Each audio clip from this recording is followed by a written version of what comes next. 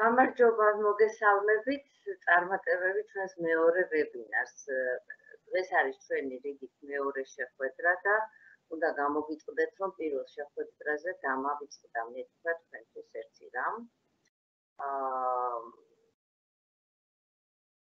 ძალიან ძნელია, რომ არ მაქვს თქვენთან უშუალო პირადი კონტაქტი.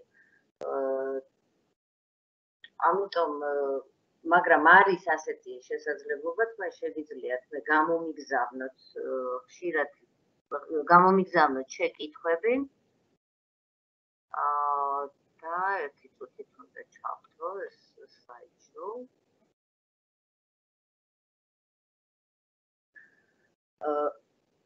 თქვენ შეგიძლიათ გამომიგზავნოთ შეკითხვები და თუ გაკვეთილის ბოლოს დავრჩათ რომ მე შემეძლება პასუხი გავცეთ ამ შეკითხვებზე ონლაინ რეჟიმში, თუ არა და იცოდეთ რომ აი EL.Resources ვებგვერდზე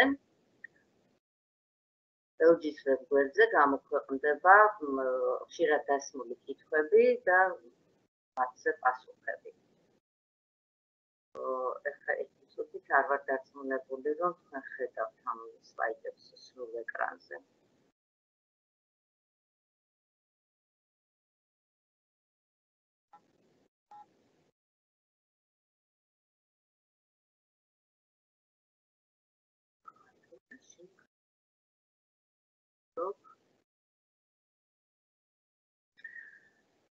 მოკლედ შეხვალთ EL.Resources ვებგვერდზე, შემდეგ გადახვალთ სახვითი და გამოყენებითი ხელოვნების ფანჯარაში და იქ ნახავთ აი ამ ხშირად დასმულ შეკითხვებსა და მათზე. წინა გაკვეთილზე ჩვენ ვისაუბრეთ სახვითი ხელოვნების დარგებზე და სახვითი ხელოვნების ჟანრებზე. დღევანდელი ჩვენი საუბრის საგანი ეს არის სახვითი ხელოვნების მხატვრული ენა. არც ეს მასალა თქვენთვის ახალი და უცხო, იმიტომ რომ სახვითი და გამოყენებითი საგნის სასკოლო პროგრამა, რომელიც ეროვნულ სასწავლო გეგმას ეფუძნება, წლების განმავლობაში გაწვდიდათ თქვენ აი ამ მხატვრული ენის ცოდნასა და ნამუშევარში გამოყენების უნარებს. ამავე ეროვნული სასწავლო გეგმის მიხედვით არის აგებული სასკოლო წიგნებიც. შესაბამისად, თუ თქვენ გადახედავთ თქვენსავე სახელმძღვანელოებს, იქ ამომწურავად არის განხილული სახვითი ხელოვნების აი საშუალებები, იგივე ელემენტები და ხერხები, იგივე პრინციპები. ნუ დაგაბნევთ ეს ორი სათაური საერთაშორისო კლასიფიკაციით ელემენტებად და პრინციპებად წოდებულ მახასიათებლებს ქართულად შეესაბამება საშუალებები და ხერხები, მაგრამ უნდა იცოდეთ, რომ შეიძლება ეს ტერმინი შევხვდეთ ასეთი სახითაც და ისეთი სახითაც საშუალებებად მოხსენებული და ან ელემენტებად მოხსენებული. ხო, ელემენტები იგივე საშუალებებია, ხერხები იგივე პრინციპები. მოკლედ დღეს კვლავ ვისაუბრებთ თქვენთვის ნაცნობ მასალაზე, უბრალოდ აი ჩათვალეთ, რომ უჯრებში ალაგებთ აი ამ ცოდნას, მოაწესრიგებთ, რომ უფრო ორგანიზებულად გქონდეთ წვეში. აი, რატომ უნდა ვიცოდეთ აი ეს სახვითი ენა? არა მხოლოდ იმიტომ, რომ ეს გამოცდაზე გჭირდებათ. ეს საერთოდ ცხოვრებაში გჭირდებათ, ხო? მომავალში, რომ სწორად აღვიქვათ ხელოვნების ნაწარმოები, ან გაცნობიერებულად გამოვიყენოთ ეს სახვითი ენა საკუთარ ნამუშევარში. ამენის ცოდნა გვეხმარება გავერკვეთ, რატომ და როგორ ახდენს ნაწარმოები ჩვენზე ამა თუ იმ შთაბეჭდილებას, ხო? და თუ ეს ენა გეცოდინებათ, ჩათვალეთ, რომ კიდევ ერთი საერთაშორისო ენა იცით, ენა, რომელიც ყველგან გამოგადგება დედამიწის ნებისმიერ წერტილში. ეს ენა ისეთივე უნივერსალურია, სახვითი ხელოვნების ენა, ისეთივე უნივერსალურია, როგორც ვთქვათ, მათემატიკა ან მუსიკა. ამ ენის წყალობით ადვილად აუღებთ ალღოს დედამიწის ნებისმიერ წერტილში მცხოვრები ხალხის ხელოვნებას და კულტურას, მივხვდებით იმათ სატკივარს თუ სიხარულს. ანუ ცოტათი გახდებით მსოფლიოს მოქალაქეები, ხო? და რაც თავადია სახვითი ენის ცოდნა თქვენ გიხსნით საზღვრებს არა მხოლოდ სივრცეში, არამედ დროშიც. ისევე როგორც თქვენ გაიგებთ თანამედროვე ხელოვნებას, თქვენ ასევე გაიგებთ ძველი ცივილიზაციების მხატვრულ ენას. გამოდის, რომ ყველა დროის მსოფლიო მოქალაქეობას გამოკრავთ ხელს.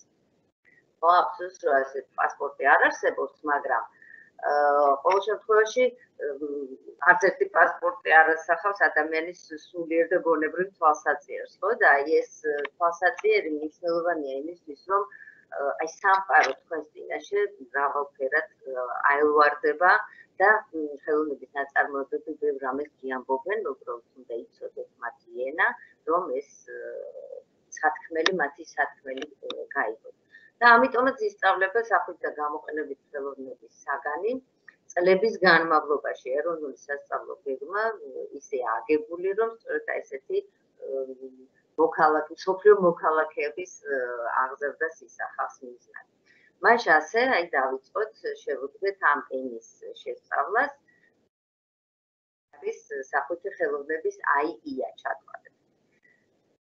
საშუალებები იგივე ელემენტები და ხერხები იგივე პრინციპები. აი ამ ჩამონათვალის კითხვას მე აღარ შევუყვები, აჯობებს რომ სათითაოდ თითოეულ ამ ელემენტზე და პრინციპზე ვისაუბროთ ჯაშლილად.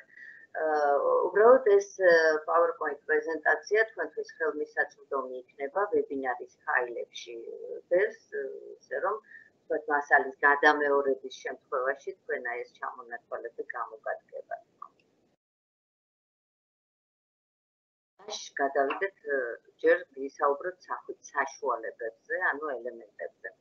ეხლა ეს საშუალებები არის ის საბაზისო, ის საწყისი, რის გარეშეც არასოდეს ხელოვნება, ვთქვათ, ფერწერა არასოდეს ფერის გარეშე, გრაფიკა არასოდეს ხაზის გარეშე, თუმცა ეს ხაზი ფერწერაშიც ხდება, განდაკებაშიც და ასე შემდეგ. ხო, ანუ ის ყველაზე საწყისი, საბაზისო მახასიათებლები, რის მიხედვითაც ჩვენ შეგვიძლია ხელოვნების ნაწარმოების შესახებ ვიმსჯელოთ. ეს გახლავთ სახვით ხელოვნების ფართობის საშუალებები, ხაზი, ფერი, ფორმა, ტონი, ფაქტურა და ასე შემდეგ და მოდი დავიწყოთ ხაზით. ხაზი შეიძლება იყოს ძალიან ბევრნაირი. შეიძლება იყოს სწორი, ხვეული, ტალღოვანი, ზიგზაგისებური, ტეხილი, სპირალური, ჰორიზონტალური, ვერტიკალური, დიაგონალური, სქელი, წყვეტილი და ასე შემდეგ. და ყველა აი ამ ხაზს აქვს თავისი ხასიათი. ანუ ხაზს შეუძლია ნაწარმოებს მიანიჭოს გარკვეული ფაქტური ხასიათი. ეხლა მარცხნივ თქვენ ხედავთ დიურერის ნამუშევარს, გრაფიკულ ნამუშევარს, აი აქ კარგად ჩანს როგორი ისეთი მოზომილი ნაჭები ხაზები აქვს ალბათ დიურერს.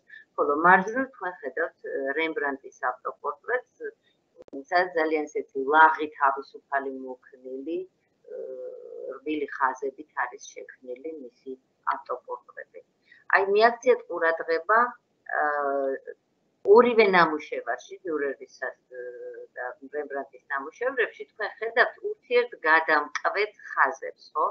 აი ეს ხაზები, ეს შტრიხებია, ხოლო იქ სადაც ისინი ერთმანეთს კვეთენ, ამას ეწოდება ჯვარედინი დაშტრიხვის ხერხი. აი ეს ხაზების მიერ მინიჭებული ხასიათი, ხო, იმის მიხედვით დგება თუ როგორია თვითონ ეს ხაზი, ზოგი შეიძლება იყოს ზანტი, ზოგი კვირცხლის სწრაფი, ზოგი მწვავრი, მკვეთრი, უხეში, ზოგი შეიძლება იყოს სუსტი, ალერსიანი, ნაზი, ნარნარი, ხო? და აი ეს ყველაფერი აძლევს ნამუშევარს, თქვათ, მოუსვენრობის დინამიკის, ან პირიქით სტატიკის შეგრძნებას. ხაზი შეიძლება იყოს კონტურული. კონტური ეს არის საგნის ფორმის გარშემომწერი ხაზი. აი მარცხნივ თქვენ ხედავთ პაბლო პიკასოს მშვიდობის მტრედს, რომელიც კონტურული ხაზით არის შესრულებული. და მარჯვნივ ხედავთ ანრი მატისის ნამუშევარს, რომელიც ასევე კონტურული ხაზებით არის შესრულებული. მოდით ნახოთ ახლა პაბლო პიკასოს მოტირალი ქალი, რომელზეც ხედავთ ესეთ კვეთრ, ტეხილ, სწორხაზოვან ხისტ ხაზებს, ხო? აქ ძირითადად გამოსახულება არის ხაზებით გადმოცემული. და რაც შეეხება ალფონს მუხას ნამუშევარს მარჯვნივ, იქ ხაზები არის რბილი, დენადი, მოქნილი, მრუდი, როგორც მდინარე ისე მოედინება ეს ხაზები და ჩახვეულია და სულ სხვა შთაბეჭდილებას ტოვებს ჩვენზე ეს ნაწარმოები. რას ჩადიან ხაზები ვასილი კანდინსკის აი ამ აბსტრაქციულ ნამუშევარზე და რა დღეში არიან ეს ხაზები? გეგონება დაჭერობანად თამაშობენ, ერთმანეთს მისდევენ, სადღაც მიექანებიან, ეწევიან ერთმანეთს, ეჯახებიან, ეხუტებიან, გვერდსულიან, იკვაკნებიან, გზას უთმობენ და მერე შეშდებიან, მოკლედ აი თავისუფლად დანავარდობენ აი სივრცეში. ხო? ის აქაც ხაზი გარკვეული დინამიკის მოქმედების, აქტიური მოქმედების შთაბეჭდილებას ახდენს ჩვენზე. და გადავედით შემდეგ ელემენტზე, ანუ საშუალებაზე, სახვითი ხელოვნების, ეს გახლავთ ფერი. თქვენ მარცხნივ ხედავთ ფერის ბორბალს. ყველა ჩვენგანს გვაქვს ჩვენი დამოკიდებულება ფერის მიმართ, ხო? ზოგი ფერი ქსიამოვნებს, მოგწონს, ზოგი გვაღიზიანებს, ზოგიერთი ფერის შეხამება, ასევე შეიძლება ფერების შეხამება ქსიამოვნებდეს ან არ ქსიამოვნებდეს, ხო? ფერებს იმდენად დიდი ზეგავლენა აქვს ადამიანის განწყობაზე, რომ ამ საკითხით არაერთი მეცნიერი და ფილოსოფოსი დაინტერესდა, შეისწავლა და თავისი სისტემა ჩამოაყალიბა.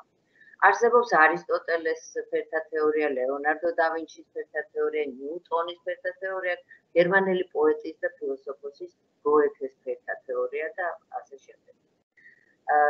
ინგლისელმა მეცნიერმა ისააკ ნიუტონმა შუშის პრიზმაში გაატარა სხივი და ეს სხივი დაიშალა ცისარტყელად ფერებად. ეს ფერები არის წითელი, ნარინჯისფერი, ყვითელი, მწვანე, ლურჯი და იისფერი. მათი ერთობლიობა რა უცნაურადაც არ დაჟღერდეს თეთრს ქმნის. ნიუტონის, გოეთეს და ლეონარდოს თეორიებში სამი ძირითადი ფერი ამ სამი თეორიაში ერთი და იგივე. ეს არის წითელი, ყვითელი და ლურჯი და აი ამ ფერებს მათ ხედავთ შუა სქემაზე, წითელი, ყვითელი და ლურჯი. როგორც არ უნდა ეცადო, რა ფერებიც არ უნდა შეაზავო, ამ სამ ფერს ვერ მივიღებ. სამაგიეროდ მხოლოდ აი ამ სამი ფერის შერევით, ამ სამი ფერის აღებავით შეგიძლია ნებისმიერი სხვა ფერის მიღება და აი მარჯვენა კიდეში თქვენ ხედავთ აი ამ შედგენილ ფერებს. ეს არის მწვანე, ნარინჯისფერი და იისფერი. ფერის ბორბლის ცენტრში არის მოქცეული ძირითადი ფერები, მათ ემიჯნება შედგენილი ფერები, ხო, ეს არის მწვანე, ნარინჯისფერი და იისფერი. მაგრამ მათ შორის კიდევ ლაგდება სხვადასხვა ფერები, ამაზე ცოტა მოგვიანებით ვესაუბრებით, ხო? აი უყურეთ, ხო, აი ეს ბარემ აქვე ვიტყვი, მათ შორის მოქცეული ფერები, ეს არის გარდამავალი, ანუ მონათესავე ფერები. ხო? აი ეს მონათესავე ფერები მოყვითალო ნარინჯისფერს, მოწითალო ნარინჯისფერს ხედავთ, იისფერის ორ ელფერს ხედავთ, უფრო მოწითალოს ან უფრო მოლურჯო იისფერს. მწვანეც შეიძლება იხრებოდეს მეტად ლურჯისკენ ან ყვითლისკენ, ხო? აი ეს მონათესავე, ანუ გარდამავალი ფერების ელფერი დამოკიდებულია იმაზე, თუ რა რაოდენობით შევურებთ მას ძირითად და შედგენილ ფერს. ასე ვიღებთ ლიმნის ფერს, ფირუზის ფერს, აგურის, ღვინის ფერს და ასე შემდეგ. აი ასეთ ფერებს ეწოდება მონათესავე, ანუ გარდამავალი ფერები.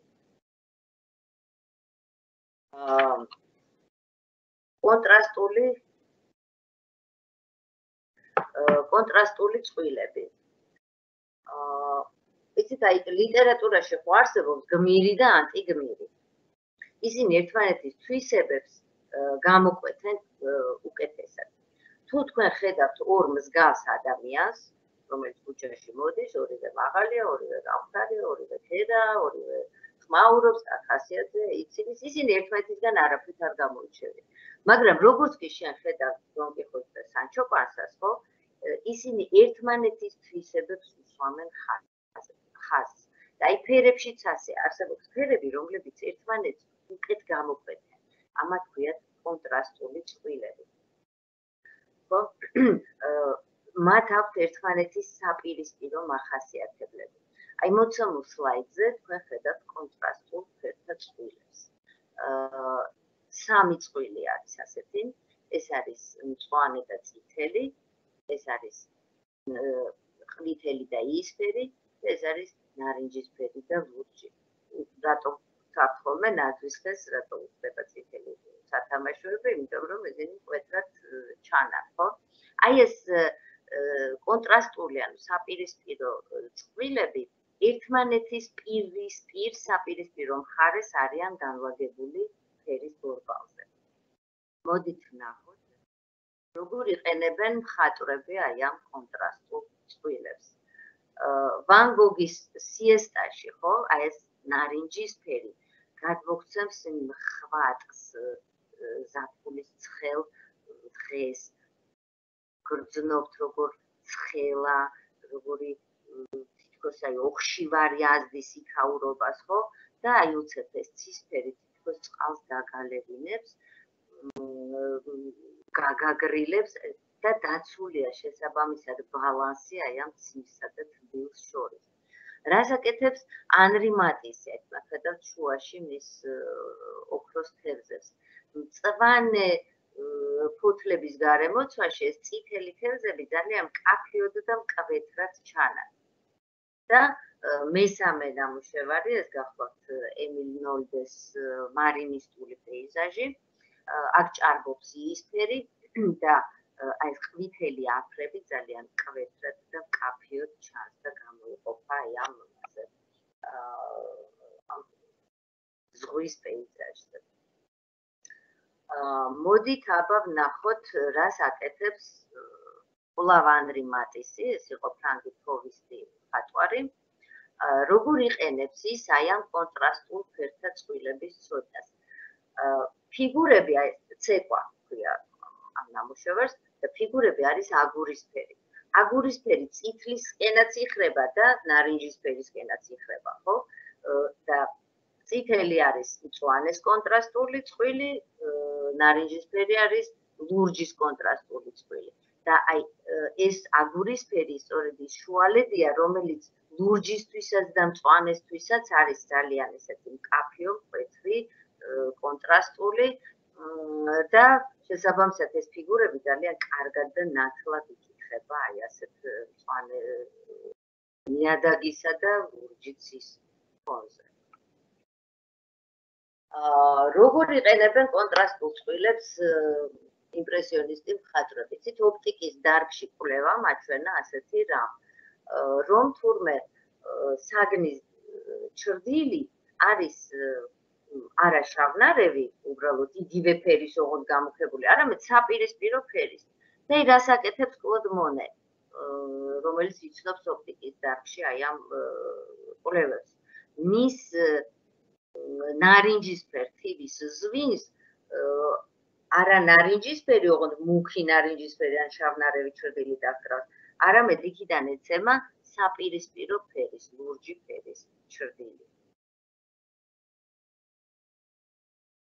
თბილი და ცივი ფერები, ესეც თქვენთვის ნაცნობი თემაა, ხო? თბილია ყველა ის ფერი, რომელიც ასოცირდება სიცხესთან, ცეცხლთან, მზესთან, სითბოსთან, რაღაცა სიმწიფესთან, ხოლო ცივი არის ყველა ის ფერი, რომელიც ასოცირდება სიგრილესთან, წყალთან, ყინვასთან, პოვლთან, ხო, აი ზოგჯერ ღამით ზამთარში ყბას უხად, წყობს ის ფერი დაჰკრავს ხოლმე.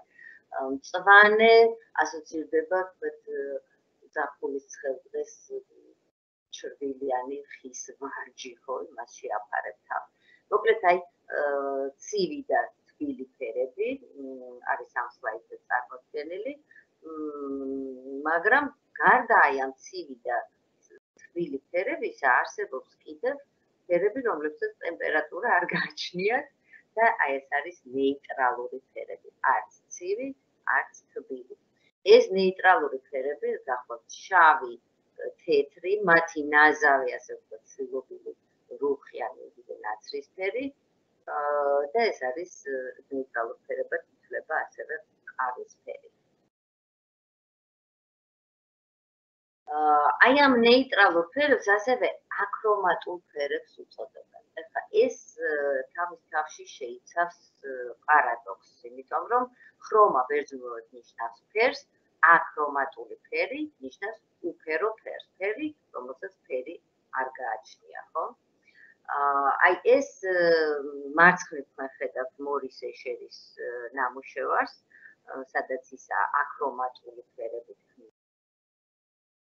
და ხოლო მარჯვნივ ეს არის პაბლო პიკასოს გერნიკა. რატომ აარჩია პაბლო პიკასომ ესეთი აქრომატული ფერები, ხო? იმიტომ რომ როდესაც დაიბომბა ესპანური პატარა ქალაქი გერნიკა, ის გასწორდა მიწასთან.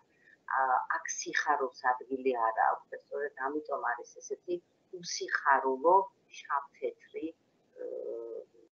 ფერები მის აი ამ სურათში. რას ნიშნავს მონოქრომულობა და პოლიქრომულობა?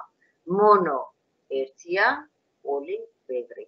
მონოქრომულია ამ შემთხვევაში პიკასოს ცისფერი პერიოდის ნამუშევარი და ძალიან სევდიანი, მელანქოლიური იერი ეძლევა ამ ცისფერი ფერის გამო. და პოლიქრომულია მარჯვნივ წარმოდგენილი დერენის ნამუშევარი, ანუ მრავალფერია და ძალიან ხალისიანი, მხიარული და თანაც ისეთი ინტენსიური ჟღერადობის მყვირალა კაშკაშა ფერებია გამოყენებული, ხო? იცით, ალბათ ხსნენიათ კიდეც მუსიკაში ესეთი ტერმინი პოლიფონია, ხო? მრავალხმიანობა. აი, სახვითი ხელოვნებაში ამას პოლიქრომულობა შეესაბამება, ანუ მრავალფეროვნება. და აი ეს პოლიქრომული ნამუშევარი, ხო, ბევრი ფერის ჰარმონიული ურთიერთობით იქნება. ტონი. რას ნიშნავს ტონი? ტონი განსაზღვრავს ფერის ინტენსივობას, ანუ ნაჯერობას, მის ჟღერადობას. თუ ფერს თეთრით გააღიავებთ, მიიღებთ ღია ტონს.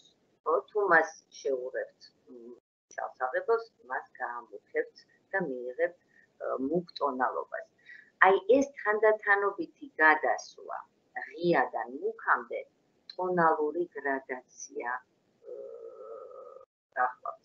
ტონალური გრადაცია ეს არის ფერის თანდათანობითი გადასვლა ღიადან მუქამდე.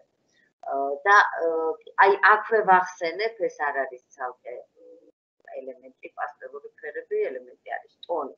მაგრამ გარემ აქვე ვახსენებ ჯორჯო მორანდი, იტალიელი ფერმწერი, ღია თეთრ ფერს ურევდა საღებავს, მაქსიმალურად მათ აღიავებდა და ასეთ ფერებს პასტელური ფერები ეწოდება. თეთრნარევ ფერებს ეწოდება პასტელური ფერები. ნახეთ, რა ეფექტის მიღწევა შეიძლება ტონალური გრადაციით. ტონის გაღიავებითა და გამუქებით ხატრები მოცულობას გადმოგვცემენ. ხო?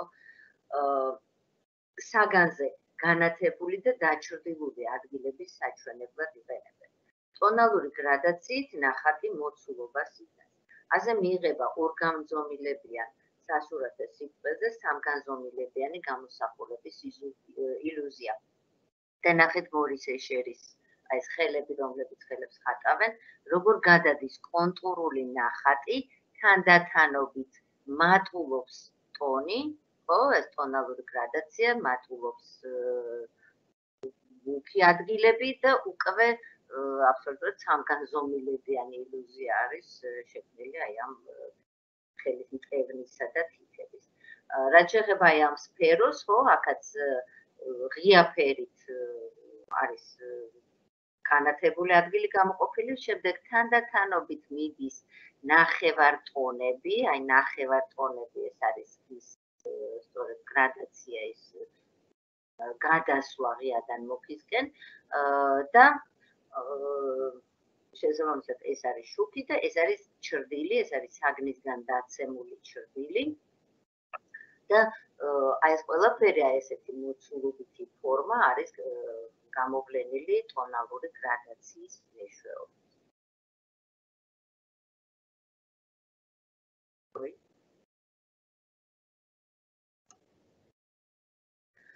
რადგან ზემოთ შავ-თეთრი მაგალითები გაჩვენეთ, აქ ფერადი მაგალითი საფრთხე საჭიროა, უნდა მომეტანა. ეს გახლავთ იტალიელი რენესანსის აღორძინების ეპოქის მხატვრის ჯოტო დი ბურგონის ერთ-ერთი ნამუშევრის დეტალი, სადაც წმინდა იოაკიმეს სამოსი არის ტონალური გრადაციით გადმოცემული და ამიტომაც იგრძნობა აი ამ მოსასხამის შიგნით მკვრივი მოცულობითი ფორმები. მარჯვნივ თქვენ ხედავთ სქემას ტონალური გრადაციის, როგორც შეიძლება მუქიდან ღიაში გადაიყვანო ერთი და იგივე ფერი. 10 რეფლექსი, დაცემული ჩრდილი, ხო, ესენი არის შუქჩრდილის მახასიათებლები. 10 ხო, ეს საშუალებები მოცულობას აძლევს ასევე სადაც, ხო? გამოსახულებაზე ყველაზე განათებულ ადგილს 10 სხვაგვარად ბლიკი დასთამაშებს. ნახევარტონით სანახევროდ დაჩრდილული ადგილი გამოყავთ. რეფლექსი არის ქვემოდან განათებული ზედაპირიდან რიკოშეტით ასხლეტილი არეკლილი სინათლე. ჩრდილი განათების საპირისპირო მხარეს მდებარე ყველაზე მუქ ადგილს მონიშნავს. ხოლო იმ ჩამუქებულ ადგილს, სადაც საგნის ჩრდილი ეცემა, დაცემული ჩრდილით მოვიხსენიებთ. აი შეგახსენეთ, ეს არის დაცემული ჩრდილი. თქვენ აქ სფეროზე ხედავთ ოდნავ განათებულ ადგილს, რამ გაანათა ეს ადგილი. მაგიდაზეც ხო ეცემა სინათლე, ხო? აი ის სინათლე არის რიკოშეტით ასხლეტილი არეკლილი და ქვემოდან ეს სფერო ირეკლავს ამ სინათლეს. აი სწორედ ეს გახლავთ რეფლექსი. და მოდით ვთქვათ. აჰა. შუქჩრდილს შეუძლია ნაწარმოებს მიანიჭოს საკმაოდ ისეთი დრამატული დაძაბული ხასიათი. ბაროკოს ეპოქის ფერმწერმა კარავაჯომ კონტრასტული შუქჩრდილის მეშვეობით ასეთი ეფექტი მიიღო. და მეგონება თითქოს სრულიად ჩაბნელებულ სათავსოში ჩირაღდნით იყოს განათებული გარკვეული ადგილები. ამით კარავაჯო სასურველ აქცენტებს აკეთებს მნიშვნელოვან ადგილებზე, რომ რაღაცა გამოკვეთოს და გამოხოს. აი ტენებროზო და კიაროსკურო ეს არ გახლავთ ელემენტები, ეს შუქჩრდილის გარკვეული შუქჩრდილის სახელწოდებებია.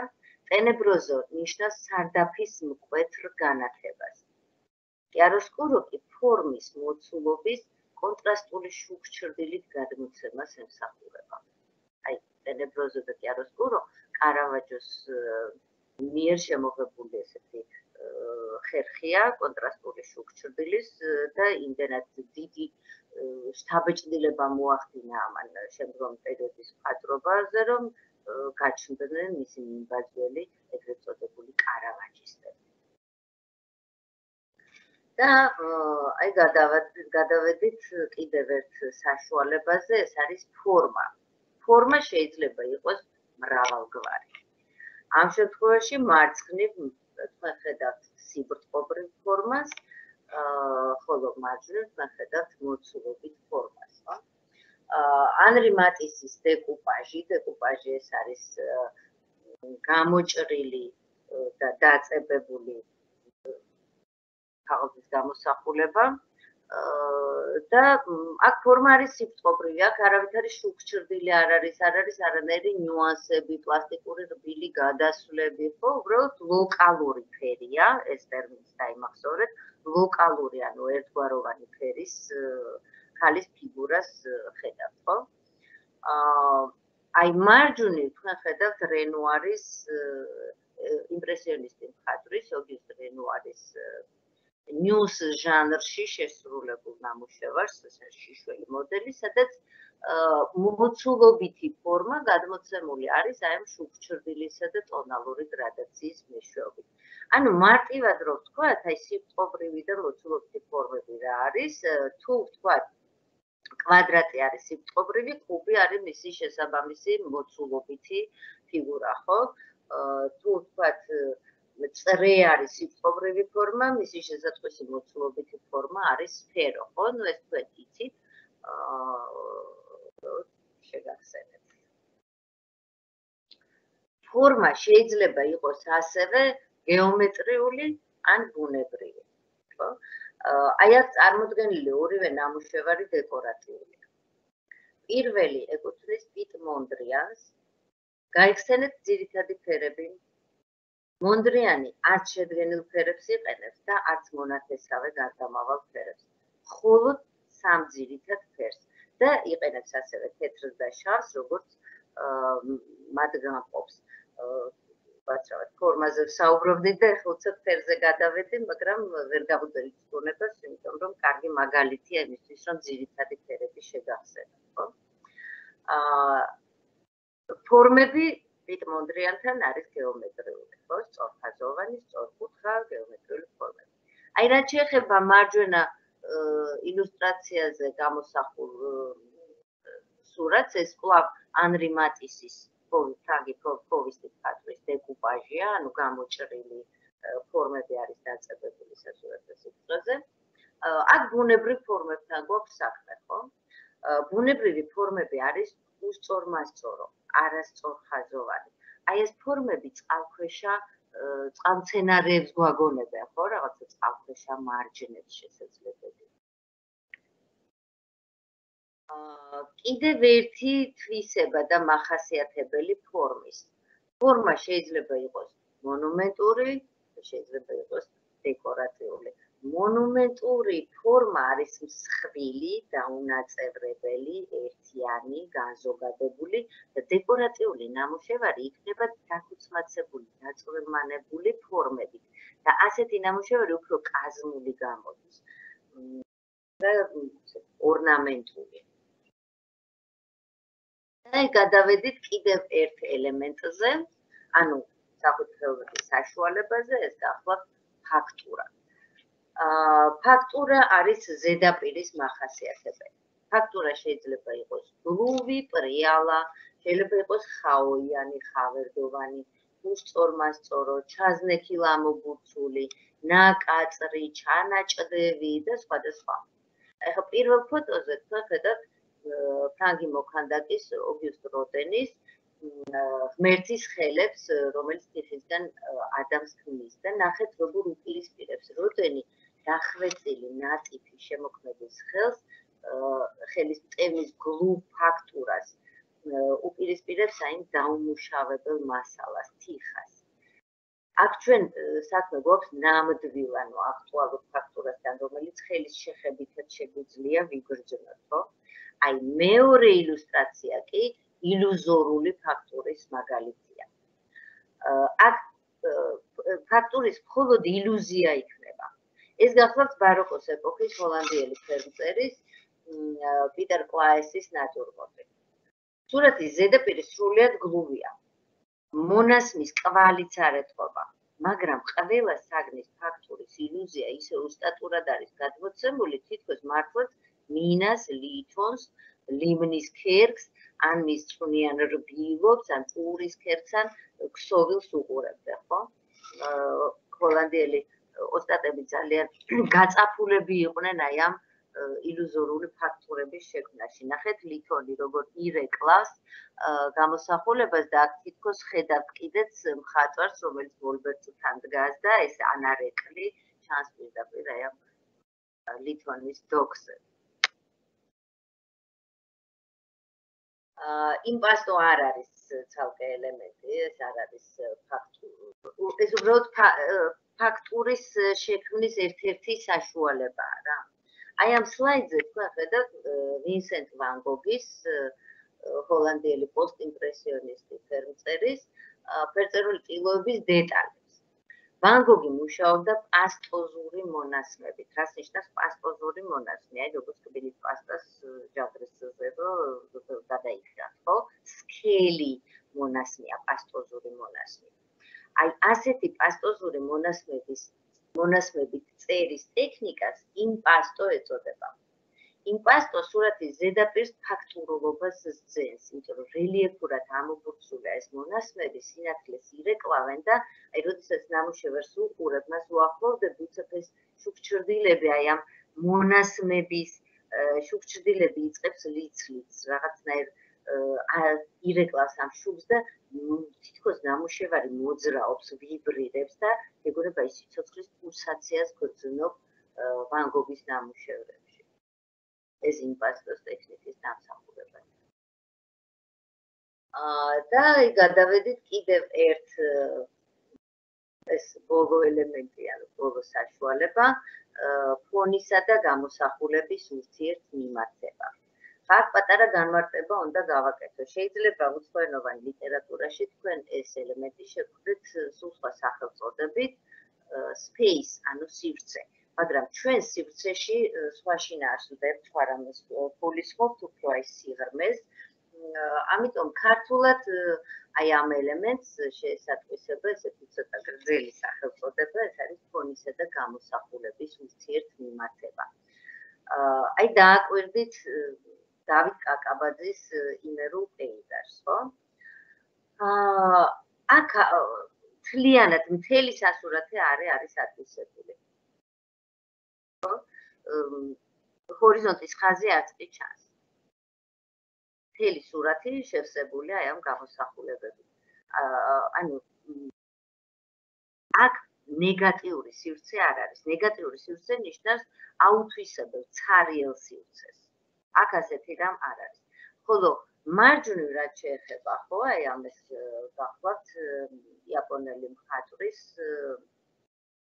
ჰიროშიგეს ჩიტიზის ჭოჭოზე. ფონი არის ფაქტიურად ხელუხლებელი, აუთვისებელი. და იქ ეს ქმნის ესეთი სივრცის ჰაერის შთაბეჭდილებას, ხო? აი აქ ფონი არის ნეგატიური სივრცე, ხოლო პოზიტიური სივრცე ეს არის შევსებული, გამოსახულებით დაკავებული, ასე ვთქვათ, არე. სხვათა შორის ქართველი მხატვარი ავთო ვარაზი ამბობდა ასეთ რამეს, რომ ნაჭურმორს გულისხმობდა, ნაჭურმორჩიო საგნებს შორის სივრცე ისეთივე მნიშვნელოვანია, როგორც თვითონ საგნები. აი სასუნთქი არე რომ კონდეს გამოსახულებას, რომ არ იყოს გადაჭედილი და თავისუფლად იკითხებოდეს ეს სურათი, ხო? მოდით და გადავედით პრინციპებზე. სახვითი ხელოვნების ხერხებზე. ეს გახლავთ წონასწორობა, სიმეტრია, ასიმეტრია, სტატიკა, დინამიკა, ანუ აქ ერთმანეთის საპირისპირო ცნებები შემოვიტანეთ, პროპორცია, დისპროპორცია, პერსპექტივა, უკუპერსპექტივა, მასშტაბი, რაკურსი, კონტრასტი, აქცენტი, რიტმი და ორნამენტი. ხო? ეხლა რა არის ეს პრინციპები? აი ელემენტები ხო იყო ის ყველაზე საბაზისო საწყისი, რის გარეშეც მხატვრული ნაწარმოები არ იქნება, ხო? ხაზი, ფერი, ფორმა და ასე შემდეგ. აი ხერხები წარმოადგენს ნაწარმოების ვიზუალური ორგანიზაციის აგების პრინციპებს. აი აქ გახლავთ ეს სახვითი ხელოვნების მხატვრული ხერხები, იგივე პრინციპები, ნამუშევრების მიხედვით. კომპოზიცია, ხო, კომპოზიცია აქ კი გამოვიტანე ამ სლაიდის სათაურად, მაგრამ კომპოზიცია არ გახლავთ ცალკე პრინციპი. კომპოზიცია ნაწარმოების აგების სხვადასხვაგვარ პრინციპს გულისხმობს. კომპოზიციები განსხვავდება იმის მიხედვით, როგორ არის განაწილებული გამოსახულებები არეზე. კომპოზიცია შეიძლება იყოს გაწონასწორებული, გაუწონასწორებელი, რადიალური, წრიული, სიმეტრიული, ასიმეტრიული, ფრიზისებური, მაგალითად, როგორც თქვენ ახლა ამას ხედავთ, აი როგორც თქვენ ახლა ხედავთ ზედა რელიეფზე, ხო, ეს არის ფრიზისებური კომპოზიცია. ქვევით შუაში თქვენ ხედავთ რობერტ დელონეს ნამუშევარს, რომელზეც ხედავთ რადიალურ კომპოზიციას, ცენტრიდან ყველა მიმართულებით თანაბრად ვითარდება. ხოლო მარჯვენა ქვედა კუთხეში თქვენ ხედავთ ამერიკელი ფერმწერის ჯექსონ პოლოკის აბსტრაქციულ ნამუშევარს, სადაც კომპოზიციას არც ცენტრი აქვს, არც პერიფერია, ის თანაბრად არის დაკავებული აი ამ ხაზებით, ხო, დაწვდილი შხეფებით და ხაზებით. ასეთ კომპოზიციას მოზაიკურს უწოდება ხოლმე. აი როგორც თქვენ ახლა ამ სქემაზე, მარცხენა სქემაზე ხედავთ, კომპოზიცია შეიძლება ააგო სხვადასხვა პრინციპით. ერთ-ერთი აი ეს პრინციპი ეს გახლავთ წონასწორობა. ეხლა წონასწორობა იგივე ბალანსია, ხო? რომელსაც ჩვენ ყოველდღიურად ვიცავთ. თუ ვერდით გადაგაქანე წონასწორობას დაკარგავთ და ძირს ებეცვათ, ხო? ასევეა სახვით ხელოვნებაში.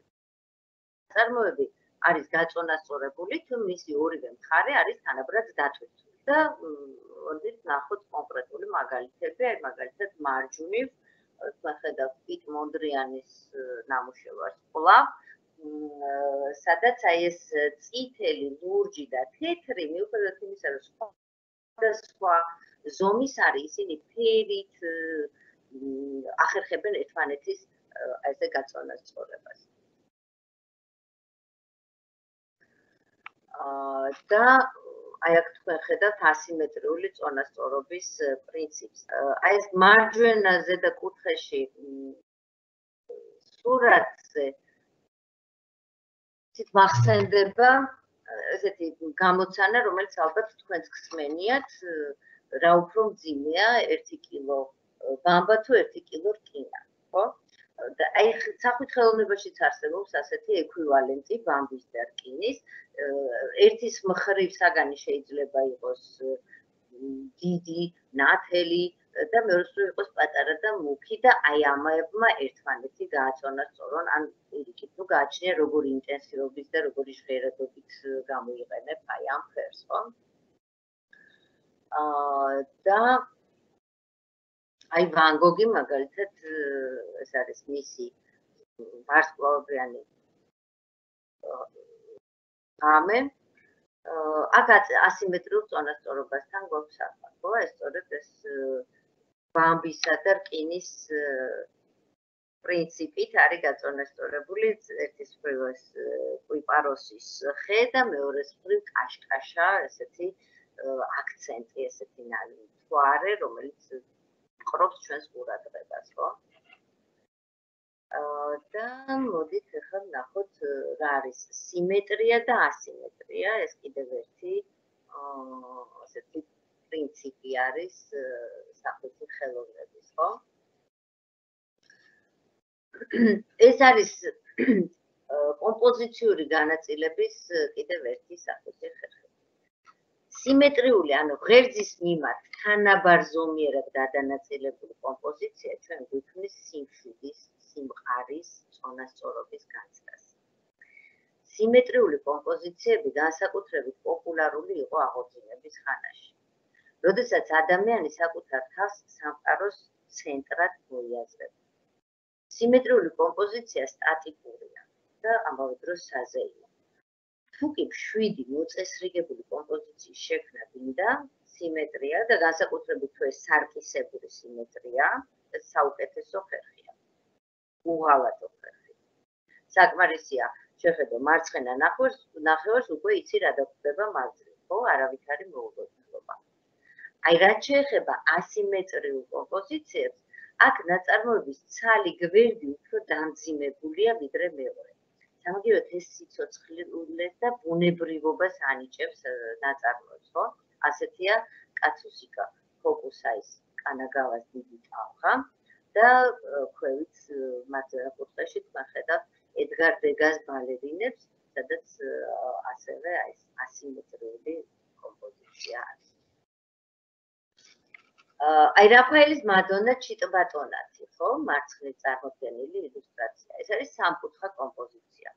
სამკუთხედი მყარი მდგრადი ფორმა. სიმეტრიის ღერძის მიმართ არის თანაბრად დატვირთული. აი რუბენსის გარდა მოხსნა, რომელსაც მარჯვნივ ხედავთ, ხო? დიაგონალზეა აგებული. დიაგონალი ბარდნას, ჩამოსრიალებას გულისხმობს. ასეთი კომპოზიცია უფრო მოძრავია, მოუსვენარია და რუბენსაც ეხსოვდა ქრისტეს გარდამოხსნის დრამატული ღამის ჩვენება. ამიტომაც იყენებს ასეთ დიაგონალურ კომპოზიციას. სტატიკა და დინამიკა, ხო? ეს კიდევ ერთი ესეთი პრინციპი, ანუ ხერხი სახვითი ხელოვნების. სტატიკა ნიშნავს უძრაობას, დინამიკა მოძრაობას. აი ძველ ეგვიპტური მწერალ კაის ქანდაკება არის გაყინული, გაშეშებული, უძრავი. მიუხედავად იმისა, რომ ის მრგვალი ქანდაკება ის ფრონტალურ აღქმაზეა გათვლილი. მხოლოდ წინხეთში უნდა დაინახო. ხო? აი მირონის დისკობოლოსი, ანუ იგივე ბადროს მტკოცნელი მირონი იყო, ადრეული კლასიკის ძველი ბერძენი მოქანდაკე. აი ეს დისკობოლოსი უკვე იმ ყაიდის მრგვალი სკულპტურაა, რომელსაც ყველა მხრიდან უნდა შემოუვარო. ის ხედვის სხვადასხვა წერტილიდან სხვადასხვანაირად გამოიყურება, თითქოს აი წამიც და ეს ათლეტიც საპირისპიროდ შებრუნდება ბადროს მტკოცნის და ოლიმპიური ჩემპიონის დაფნის გვირგვინს მოუწანს საკუთარ ქალაქ პოლისს. ხო, ეს უკვე აი ეს ქანდაკება მირონის ბადროს მტკოცნელი დისკობოლოსი უკვე 360 გრადუსით ითვისებს სივრცეს. ხო? ეს მირონის ორიგინალი არ არის სამწუხაროდ ორიგინალი დაკარგული, ეს პროექტი რომაული ასლი გახლავთ. და აი გადავედით შემდეგ პრინციპზე, უკაცრავად ხერხზე. ეს არის პროპორცია. ოქროს კვეთა, ანუ ღვთაებრივი პროპორცია. ასეთი სახელითაც არის ცნობილი ეს მოვლენა. ბუნების წიგნი მათემატიკის ენაზეა დაწერილიო, უთქვამს გალილეო გალილეის. ბერძენი ფილოსოფოსის და მათემატიკოსის პითაგორას სწავლება აერთიანებდა სილამაზის და მათემატიკის ცნებებს. პითაგორას მიაჩნდა, რომ ყველაფერი შეიძლება აღწეროთ ციფრებით და ყველაფერი, რაც ოქროს კვეთის პროპორციას მიესადაგება, არის მშვენიერი. ოქროს კვეთა არის შეფარდება, როდესაც მცირე ისე შეეფარდება დიდს, როგორც დიდი მთელს. აი ძველი ბერძენი მოქანდაკის პოლიკლეტეს კანონის მიხედვით სილამაზე მდგომარეობს არა ცალკეულ ელემენტებში, არამედ ნაწილთა ჰარმონიულ პროპორციებში. ერთი თითის ჰარმონიაში მეორესთან, ყველა თითისა ხელთან, ხელისა მაჯასთან, მაჯისა წინკლავთან, წინკლავისა ხელმკლავთან და ბოლოს ყველა ნაწილისა ყველა სხვა ნაწილთან. ანუ პროპორცია ეს არის ნაწილთა ჰარმონიული თანაფარდობა.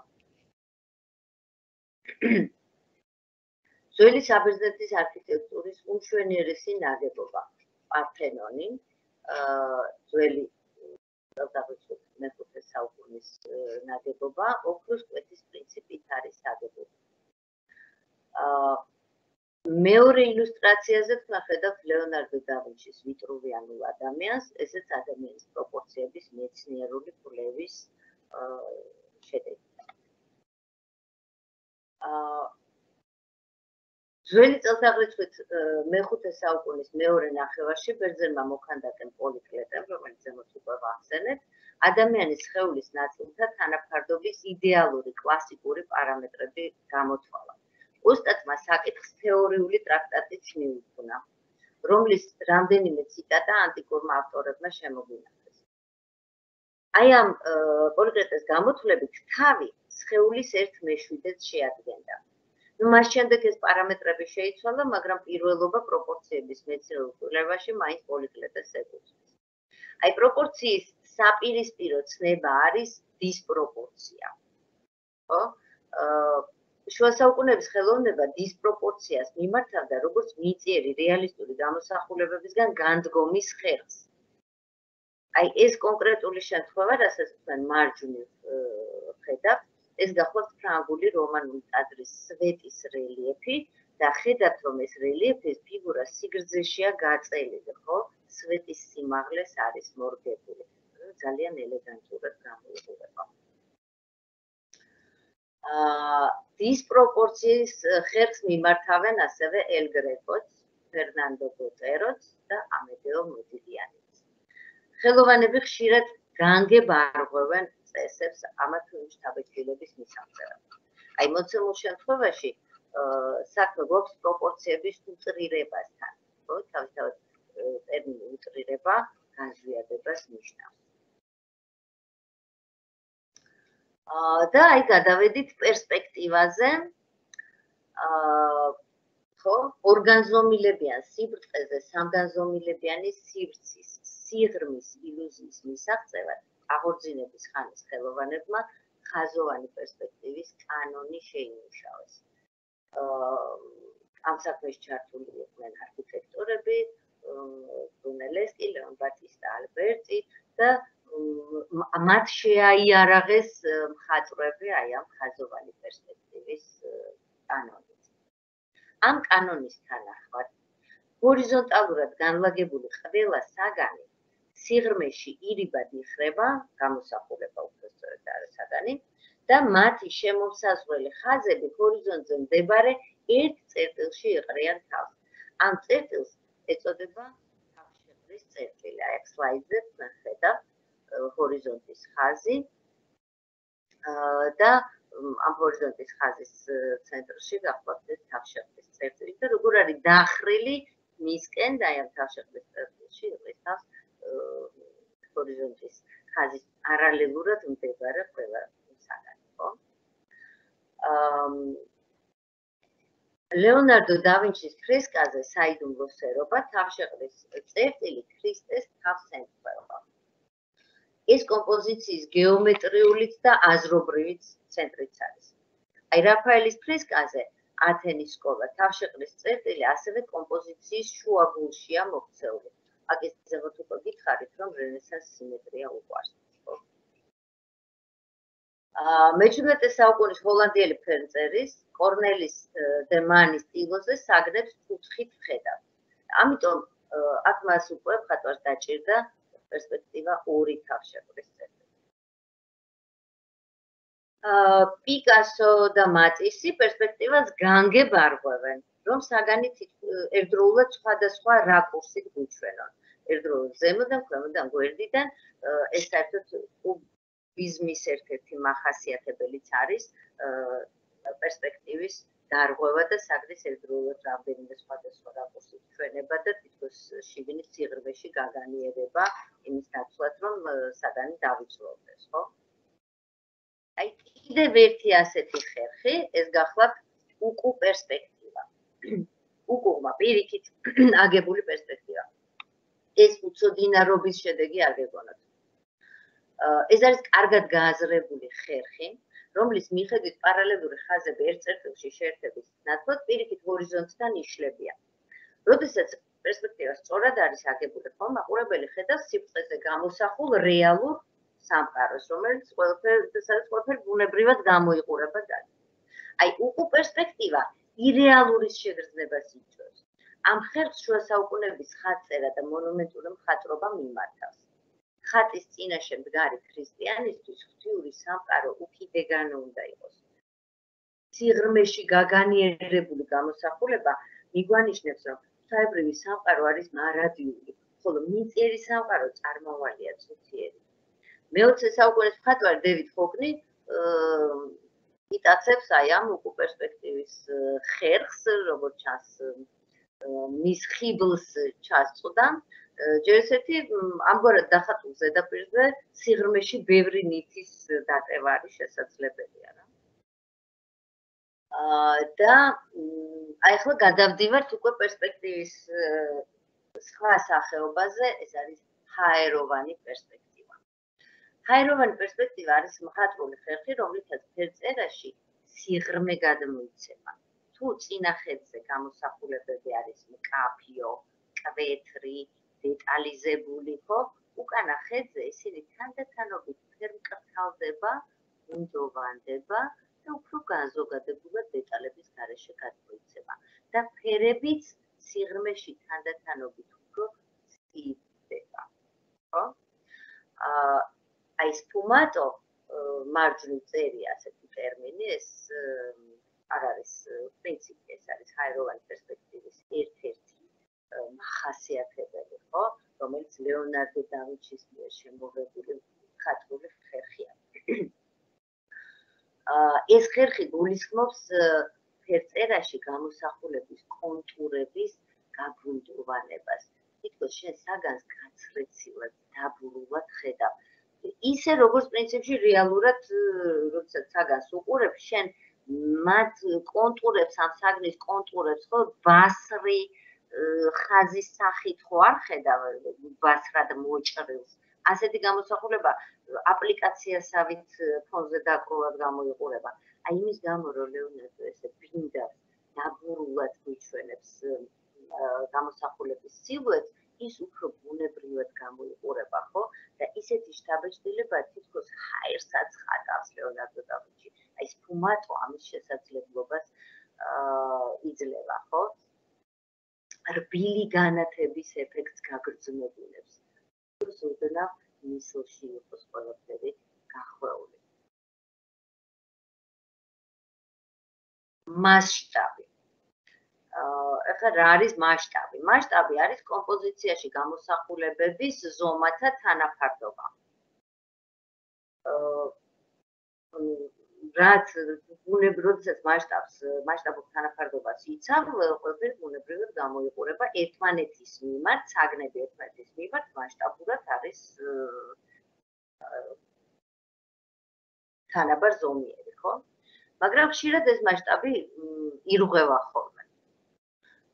იცით რა, ხელოვნებაში დღეს უკვე აღარ არსებობს ესეთი კანონი, რომელიც მასშტაბური შეფარდების დაცვას ან დარღვევას ზღუდავს ან გავალდებულებს, ხო? არა და იყო დრო, როდესაც კანონი ხელობას ავალდებულებდა, რომ ეს მასშტაბური შეფარდება დაერღვია და ასე განედიდებინა მეფე იქნებოდა ეს ფარაონი თუ წმინდანი. აი მინდა მიაქციოთ ყურადღება, ეს გახლავთ რომანული კაპიტელი, რამხელა მაკრატელი უჭირავს დალილას და აჭრის ძმას სამსონს, ხო? ან მაგალითად ეს კოშკი არის იმდენად პატარა, რომ აქ ადამიანი ვერ შეეწევა, ხო? ეს შუა საუკუნეების ბიზანტიური ხელოვნების ნიმუშია. და შუა საუკუნეების ასე ესპანური ფრესკა, სადაც ეს მასშტაბები დარღვეულია და ქრისტე ძალიან დიდი ზომით არის გამოსახული, ხოლო ანგელოზები მის გარშემო არიან პატარა ზომით. ამით ღვთაებრივი იერარქია არის გადმოცემული, ხო? აი დააკვირდით ძველი ეგვიპტური რელიეფი მარცხნივ არის წარმოდგენილი ნარმერის ფილის ერთი ფრაგმენტი. ძალიან იოლი მისახვედრია, რომელია მათ შორის ფარაონის ფიგურა, ხო? აი ამ შემთხვევაში ეს უკვე სოციალურ იერარქიას გადმოგვცემს მასშტაბის დარღვეული მასშტაბი. ფარაონის ფიგურა არის ყველაზე დიდი, შემდეგ მოდის მხედართმთავარი და მერე ჯარი არის ყველაზე პატარა ფიგურებით გადმოცემული, ხო? ასეთი მაშინ ძველ ეგვიპტეში ამას კანონი მოითხოვდა მასშტაბის ასეთ დარღვევას. მარკ შაგალს არავინ მასშტაბის დარღვევას არ სთხოვდა, მარჯვნივ ხედავთ მის დამუშევარს, სადაც მასშტაბური თანაფარდობა რასაკვირველია დარღვეულია, მაგრამ მარკ შაგალის ნამუშევრები ხშირად სიზმრებს ეყრდნობა. მის უბრალოდ შეიძლება იმ მოგონებებს ახალგაზრდობის, ბავშვობის, განცდებს, რომლებიც სიზმარივით გადმოდის უკვე ფერწერულ ღილოზე და აქ უკვე მასშტაბს არავითარი მნიშვნელობა არ აქვს, ისევე როგორც სიზმარში შეიძლება იყოს დარღვეული მასშტაბები. ხედვის წერტილი, ანუ იგივე რაკურსი. აი მარცხნივ ვხედავთ ძველ ეგვიპტურ ფრესკას, სადაც აი ეს რაკურსი არის დარღვეული. ანუ რაკურსი ხედვის წერტილი განსაზღვრავს იმ ადგილს თუ საიდან უყურებთ გამოსახულებად. ეგვიპტელები ფიგურას ერთდროულად ხედვის ორი წერტილიდან გამოსახავდნენ. თავი და ფეხები არის პროფილში, ტორსი არის ანთასში. მართალია მოცემულ სლაიდზე არ არის კუბისტური მხატვრობის მაგალითი, მაგრამ ადრეც ვახსენე, რომ კუბისტი მხატვრებიც ასევე ურევენ რაკურსს, ხო, პერსპექტივასთან ერთად. საგანს ერთდროულად ხედვის რამდენიმე წერტილიდან გვაცვენებენ ხოლმე. შუაში, ცენტრში თქვენ ხედავთ გუსტავ კაიებოტის ნამუშევარს, ეს არის ფრანგი მხატვარი, რომელიც ზემოდან თითქოს აივნიდან უყურებს ქუჩას. ხოლო მარჯვნივ კიდეში თქვენ ხედავთ სიურრეალისტი, ესპანელი სიურრეალისტი მხატვრის სალვადორ დალის ნამუშევარს, რომელიც ქვემოდან შეჰყურებს ფიგურას. სხვადასხვა რაკურსით გამოსახულების წარმოჩენას აღორძინების ხანის ფერწერი ანდრეა მანტენია მეცნიერულად მიუძღვა. მის მიერ მოხატული აი მარჯვნივ ხედავთ პლაფონი, ანუ ჭერი, ხო, სრულ ილუზიას გვიქმნის, თითქოს ჭერში ღიობი იყოს გაჭრილი და ფიგურებს ქვემოდან ხედავდეთ, ხო, აქ ანგელოზების ფიგურები, თუ კუპიდონების ფიგურები ქვემოდან რაკურსით არის ნაჩვენები. და გადავედით შემდეგ სახვით ხერხზე, ეს არის კონტრასტი. კონტრასტი შეიძლება მივიღოთ სხვადასხვა საშუალებით, ზომით, ფორმით, ფერით, შუქჭრდილით, ფაქტურით და ასე შემდეგ, ხო? აი მარცხნივ თქვენ ხედავთ მიქელანჯელოს დაუმთავრებელ ქანდაკებას. მართალია დაუმთავრებელია, მაგრამ აი ეს გლუვი დამუშავებული და უხეში ფაქტურების დაპირისპირება ძალიან საინტერესო კონტრასტს იძლევა. აი მარჯვნივ ფრანსისკო გოია ტილოზე 1808 წლის 3 მაისი თავარ ფიგურას განათებით, ფერით და მასშტაბითაც გამოყოფს. ხო, ესეთი კაშკაშა თეთრი პერანგი აცვია, ყვითელი შარვალი, კაშკაშა შუქით არის გამონათებული მისი სახე, პოზაც განსხვავებულია, სხვა ყველა შეკრულია რაღაცნაირად და მას გაშლილი აქვს ხელები და ეგებება თავის აღსასრულს. მაგრამ გარდა მზე ის მუხლებზე დგას და ისეთ შთაბეჭდილება რომ წამოდგეს ყველაზე მაღალი იქნება. ასე რომ თითქოს აი ამ მასშტაბითაც კი არის მიღწეული აი ეს კონტრასტი. კონტრასტულად გამოიყოფა ეს ფიგურა დანარჩენებისგან. დააკვირდით როგორ დაუპირისპირა EL.Resources თავის ლითოგრაფიულ პოსტერზე რევოლუციური წითელი სოლი თეთრგვარდიელების აღნიშნულ წრეს. აქ ფორმის კონტრასტიც არის და ფერის კონტრასტიც არის გამოყენებული, ხო? შეხედეთ ქვევით მიქელანჯელოს ფრესკას. ადამის ფიგურა არის მოდუნებული, უძლური, უენერგიო და ის დაპირისპირებულია აქტიურ, დინამიურ ღმერთის ფიგურასთან, რომელიც ეს პირდაპირ შემოფრინდება, ხელის შეხებით სიცოცხლე ენერგიას შთაბერავს ამ თავის ქმნილებას და აი ესეთი კონტრასტი, ესეთი დაპირისპირება არის მიქელანჯელოს ამ ფრესკაზე წარმოდგენილი. მოდით ახლა შეხედეთ პაბლო პიკასოს გოგონას ბურთზე, ხო? აქაც კონტრასტია და რის ხარჯზე იქნება, რის საშუალებით იქნება ეს კონტრასტი, ხო? ერთის მხრივ გვაქვს სფეროს არამყარი ფორმა და გოგონას სუსტი, მსუბუქი, მოქნილი, ესეთი გაღუნული სხეული. ის მოძრაობს, ცდილობს წონასწორობა დაიცვას, მაგრამ შეიძლება დაეცეს. და მეორეს მხრივ არის მდგრადი კუბი და ზედმჯდომი მამაკაცის მძიმე, მძლავრი, ღონიერი, დაკუნთული სხეული. მამაკაცი თავადაც კუბის ერთიანი ბლოკის ფორმას ემსგავსება. გოგონასგან განსხვავებით მყარად, სტატიკურად ზის. გოგონას უსაფრთხოების სტაბილური არსებობის გარანტი მხოლოდ ეს ახალგაზრდა ღონიერი მამაკაცია. სფეროს და კუბის დაპირისპირება გოგონასა და მამაკაცის კონტრასტს ეხმიანება და შინაარსის გაგებაში გვეხმარება. და მოდით გადავიდეთ შემდეგ ხერხზე, ეს გახლავთ აქცენტი, ანუ ყურადღების გამახვილება, ხო? აქცენტი ყურადღებას გვიმახვილებს გარკვეულ გამოსახულებაზე. ბაროკოს ხანის ჰოლანდიელი ხელწერის რემბრანდტის სტილოზე უძღვები ვაჟის დაბრუნება აქცენტი განათების ხარჯზეა დასმული.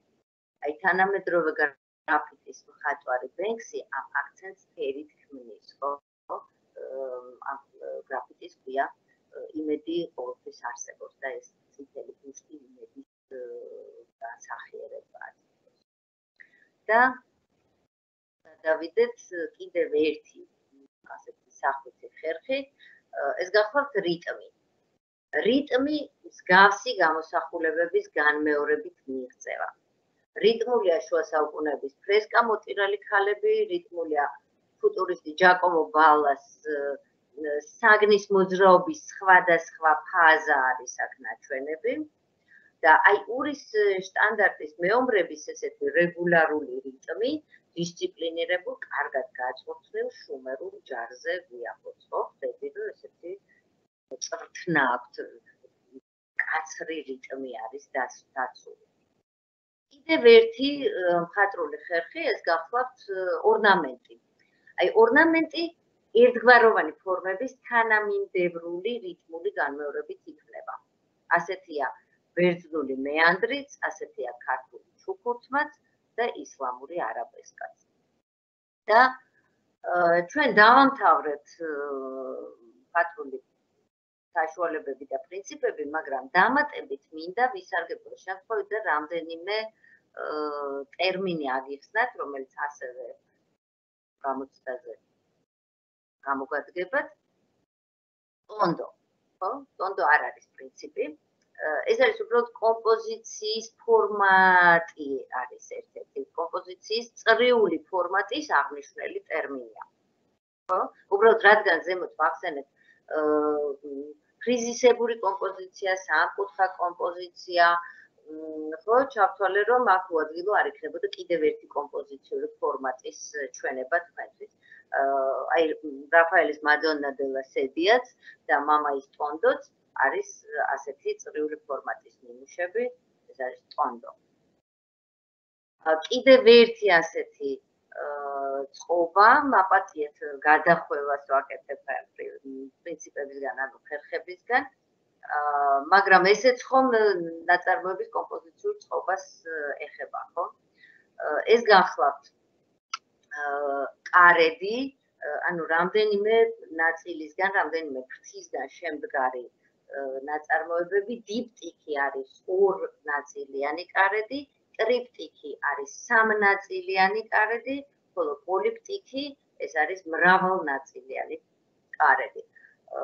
აქ წარმოდგენილი არის მარცხნივ დიურერის დიპტიქი, 4 მოციქული, შემდეგ არის წარმოდგენილი იერონიმუს ბოსხის მიწიერთკბობათა ბაღი, ასეთი ტრიპტიქონი და იან ვან ეიკის პოლიპტიქი, ანუ მრავალფრთიანი კარები ხატი, ეს არის გენტის საკურთხევლის ხატი.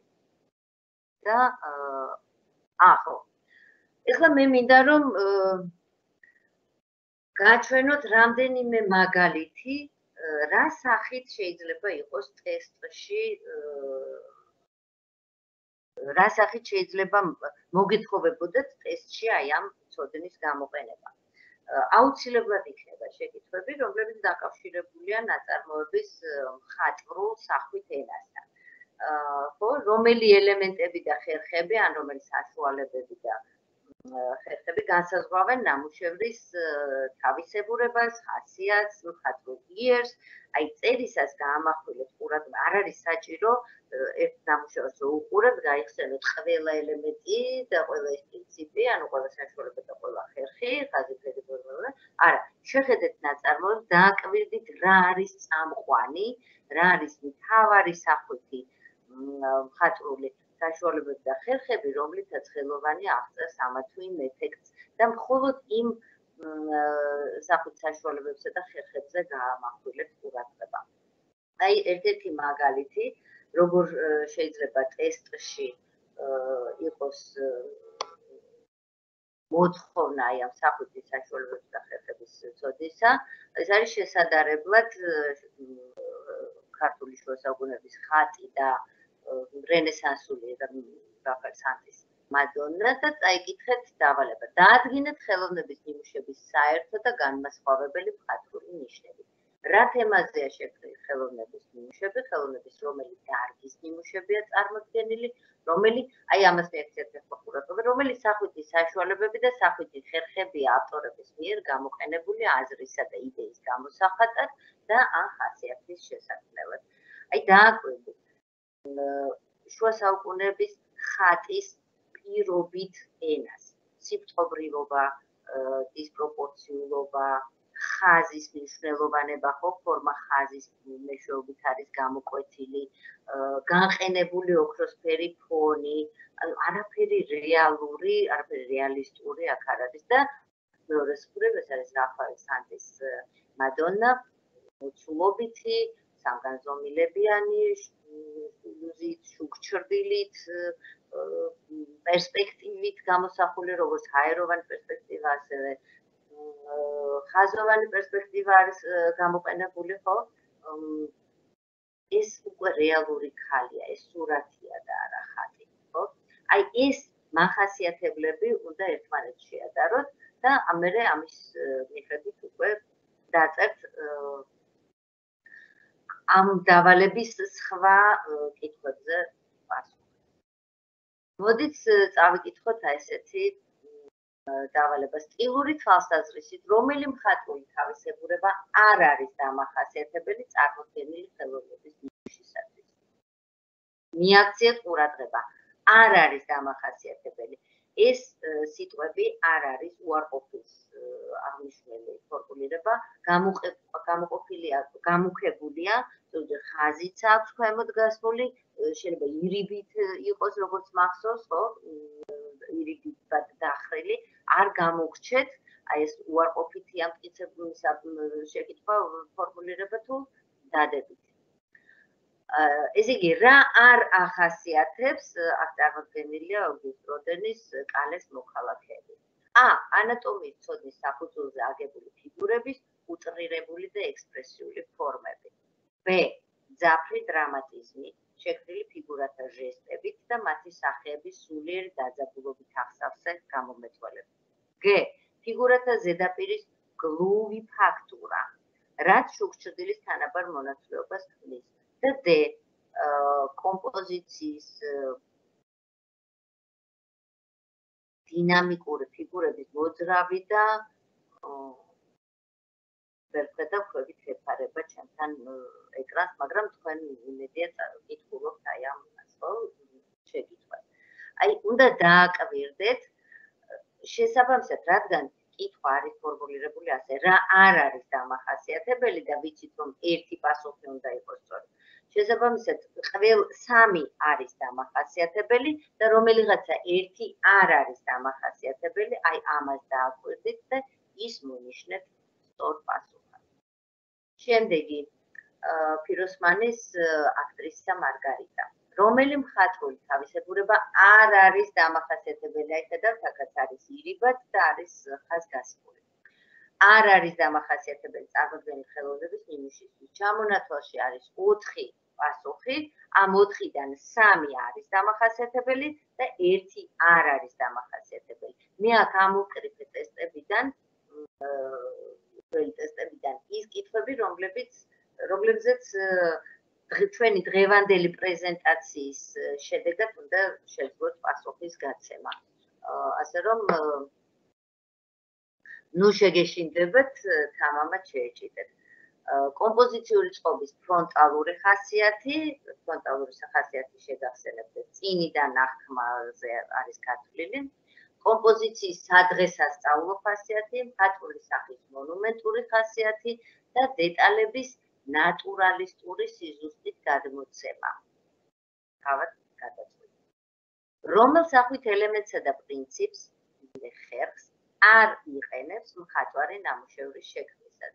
ფერადოვან გრადაციას, კვეთრ კონტურულ ნახატს, წონასწორობას თუ ორნამენტს. აი, აქაც თავად გადაწყვეტეთ. ეს ყველაფერი ჩვენ უკვე გავიარეთ, ხო? რომელი სახვითი საშუალებები და სახვითი ხერხებია ავტორების მიერ გამოყენებული აზრისა და იდეის გამოსახატად. აქ წარმოდგენილია შედარება, უნდა გააკეთოთ, უნდა შეადაროთ ერთმანეთს პოლ სეზანის მიერ შექმნილი ამბრუაზ ბოლარის პორტრეტი და ამავე ამბრუაზ ბოლარის პორტრეტი ოღონდ უკვე შექმნილი პაბლო პიკასოს მიერ. ამ პორტრეტებს სულ რაღაც 11 წელი აშორებთ ერთმანეთისგან, მაგრამ როგორი განსხვავებულია მხატვრული ენა, ხო? პოლ სეზანის შემთხვევაში. პოლ სეზანის შემთხვევაში აქ ესეთი ბრტყელი, განიერი, ფართო მონასმებით არის მოდელირებული ფორმა, ხოლო პიკასოს შემთხვევაში არის დამსხვრეული, დამწორეული, თითქოს დამსხვრეულ სარკეში ხედავდე აი ამ გამოსახულებას. უნდა ისაუბროთ აი ამ სახვითი საშუალებებსა და ხერხებზე. შემდეგ სტილური თვალსაზრისით, რომელი მხატვრული თავისებურება არ არის დამახასიათებელი პირველ სურათზე წარმოდგენილი ხელოვნების ნიმუშისთვის. პირველ სურათზე წარმოდგენილია ბაროკოს ეპოქის მოხანდაკის ბერნინის მიერ შესრულებული დავითი. დააკვირდით, არ არის დამახასიათებელი, შესაბამისად, რომელიღაცა 3 არის დამახასიათებელი და ერთ-ერთი უნდა იპოვოთ აი ამ არჩევის პასუხებში ისეთი, რომელიც არ ახასიათებს ბერნინის ქანდაკებას, ხო? დინამიკური კომპოზიცია, დინამიკური, ანუ მოძრავი კომპოზიცია, შექმნილი დაჭიმული სხეულის დეტალური ასახვით და თმისა და მოსასხამის მკვეთრი ფორმების საშუალებით. ბ. მძაფრი ემოცია შექმნილი შუქჭრდილის კონტრასტით და ექსპრესიული ფორმებით.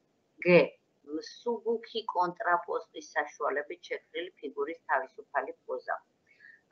ხო, აი კონტრაპოსტზე ჩვენ მგონი არ გვისაუბრია ჯერ, ამაზე ჩვენ ვისაუბრებთ, როდესაც საბერძნეთის ხელოვნებას შევეხებით, მაშინ ბარემ აქვე გეტყვით.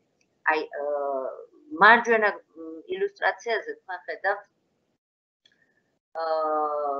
რენესანსულ გამოსახულებას დავითისას, ეს გახლავთ დონატელოს, მოხანდაკე დონატელოს დავითი, რომელიც დგას კონტრაპოსტის პოზაში. კონტრაპოსტის პოზა გულისხმობს ესეთ ჩატეხილ დგომას, თავისუფალ მოძუნებულ დგომას, როდესაც ცალფეხს ეყრდნობით და მეორე მოძუნებულად მოშვებული, შესაბამისად ცალი მხარიც დაწეულია, მეორე მხარიც ცოტა აწეულია, ანუ სხეულის ნაწილები თითქოს ერთმანეთის საპირისპიროდ არის განლაგებული.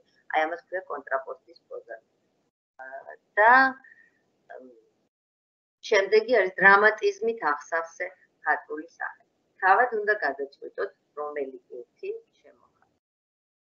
რომელი სახვითი საშუალებები და სახვითი ხერხები ავტორების მიერ გამოყენებული აზრისა და იდეის გამოსახატად. აქ შესადარებლად წარმოდგენილი არის ბაროკოს ეპოქის ფერმწერის დიეგო ველასკესის მენინები და მე-20 საუკუნეში პაბლო პიკასოს მიერ შექმნილი ინტერპრეტაცია აი ამ სურათის თემაზე. თქვენ უნდა შეადაროთ მხატვრული ენა. რა მხატვრული საშუალებებით ასახავს კომპოზიციას დიეგო ველასკესი და როგორ თარგმნის ამ კომპოზიციას პაბლო პიკასო მის მიერ შექმნილ ენაზე, მე-20 საუკუნის თანამედროვე ხელოვნების ენაზე. რომელ სახვით საშუალებას ელემენტს და ხერხს პრინციპს არ იყენებს ოსტატი ნამუშევრის შექმნისას. პლასტიკურ მოცულობით ფორმას, გრადაციას, პროპორციას და ფორმათა რიტმულ მონაცვლეობას. ფორმათა რიტმული მონაცვლეობა აქ არის რასაკვირველია, იმიტომ რომ აი ხედავთ ეს დიაგონალი, მერე აი ეს დიაგონალი, მერე აი ეს დიაგონალი, დიაგონალების გადაძახილი ხდება, ეს გახლავთ ლაოკოონის ელინისტური სკულპტურული ჯგუფი. და აი ამ დიაგონალების კომბინაციით არის თითქოს შექმნილი ეს ნაწარმოები და სტილური თვალსაზრისით, რომელი მხატვრული თავისებურება არ არის დამახასიათებელი ხელოვნების წარმოდგენილი ნიმუშისთვის. ფიგურების ექსპრესიული ფორმები შექმნილი ანატომიის საფუძვლიანი ცოდნით, მძაფრი დრამატიზმის შექმნით ფიგურათა ჟესტებითა და სახების სულიერი დაძაბულობით ახსავსე გამომეტყველებით, ფიგურათა გლუვი ზედაპირი შექმნის შუქშტილის თანაბარი მონაცვლეობით, კომპოზიციის დინამიზმი შექმნილი ფიგურების პოზებით. არ მინდა რომ მე თავად გავცე პასუხი ამ კითხვებს, მაგრამ აი დააკვირდით როგორ თამაშობს შუქჩრდილი ლაოკონის ფიგურაზე, ხო? აქ მთელი ანატომიური ნიუანსებით არის პლასტიკურად რბილა დამუშავებული მისი სხეული, შუქჩრდილის თამაში თითქოს თრთის მთელი სხეული. აი დააკვირდით და შემდეგ გაიცდით პასუხი. გაანალიზეთ წარმოდგენილი სურათის მხატვრული თავისებურებები ფორმისა და სახვითის საშუალებების მიხედვით. გარდა მოხდა რასაკვირველია, აქ უნდა გაამახვილოთ ყურადღება კომპოზიცია როგორ არის აგებული, რითი რის ხარჯზე არის გაკეთებული აქცენტი და გამოყოფილი მთავარი, არის იგრძნობა თუ არა სივრცე, სიღრმე, როგორ არის გამოყენებული განათლება და ასე შემდეგ. რომელი აქ შესაძლებლად არის, რომელი სახვითის საშუალებები და სახვითის ერთ-ერთი ავტორების მიერ გამოყენებული აზრისა და იდეის გამოსახატ და თან ხასიათის შესაძლებლად. წარმოდგენილია კლოდ მონეს იაპონელი ქალი, ეს არის მისი მეუღლე კამილა მონე, რომელსაც კიმონო აცვია და კაცუშიკა ჰოკუსაის ეიშა, ანუ კურტიზანი ქალი. რამდენად უფრო სიწყობრივი და დეკორატიულია იაპონური ნახატი და როგორ უფრო რეალისტური და მოცულობითია კლოდ მონეს ნამუშევარი. კლოდ მონე მთლიანად ახსევს მთელ სივრცეს, კაცუშიკა ჰოკუსაი ხელუხლებლად ტოვებს ფონს, როგორი ხაზი არის წამყვანი, თქვათ, კაცუშიკა ჰოკუსაის ნამუშევარში წამყვანი ელემენტი, ხოლო კლოდ მონეს ნამუშევარში მნიშვნელოვანი რაც წინაპრაზე მოდის ეს არის ფერი. ხო? აი დააკვირდით როგორ არის სახვითი საშუალებები და პრინციპები გამოყენებული. აი პერსპექტივასაც კი მიგანიშნებ კლოდ მონე, ხო, იატაკის წყობით, ანუ ეს მაინც ევროპული მხატვრული სკოლა, რომელიც რეალისტურად ცდილობს რომ გადმოქცეს საგნები. ხოლო კაცუშიკა ჰოკუსაის ნამუშევარი აბსოლუტურად იაპონური მხატვრობის ტრადიციებშია შესრულებული, მაგრამ ნუ ამაზე მე მოგვიანებით ვისაუბრებთ ხელოვნების ისტორიაზე. რომელი მხატვრული თავისებურება არ არის დამახასიათებელი კვლავ.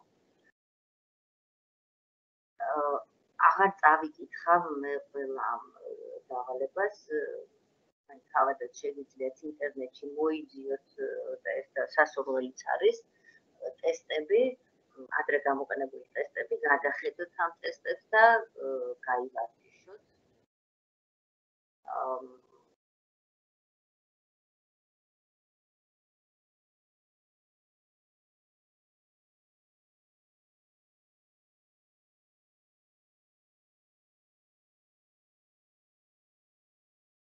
Բոլ შემთხვევაში ეს პრეზენტაცია ხელმისაწვდომი იქნება თქვენთვის მასზე. ვებინარის ფაილებში, ასე რომ შეგიძლიათ აქაც თავად გადახედოთ და წაიკითხოთ.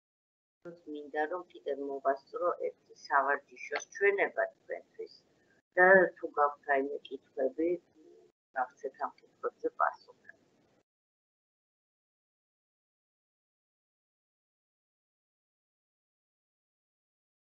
და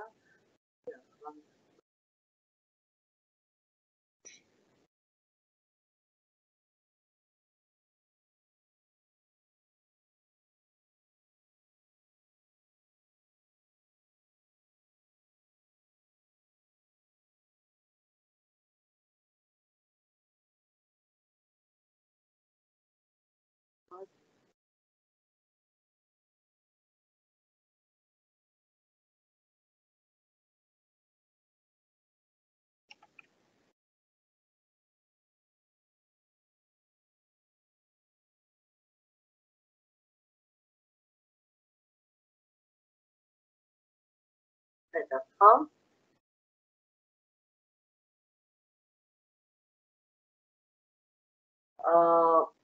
ეს ფაილიც იქნება აწვირთული ვებინარის ფაილებში ეს ტესტი, ასე რომ შეგეძლებათ ისი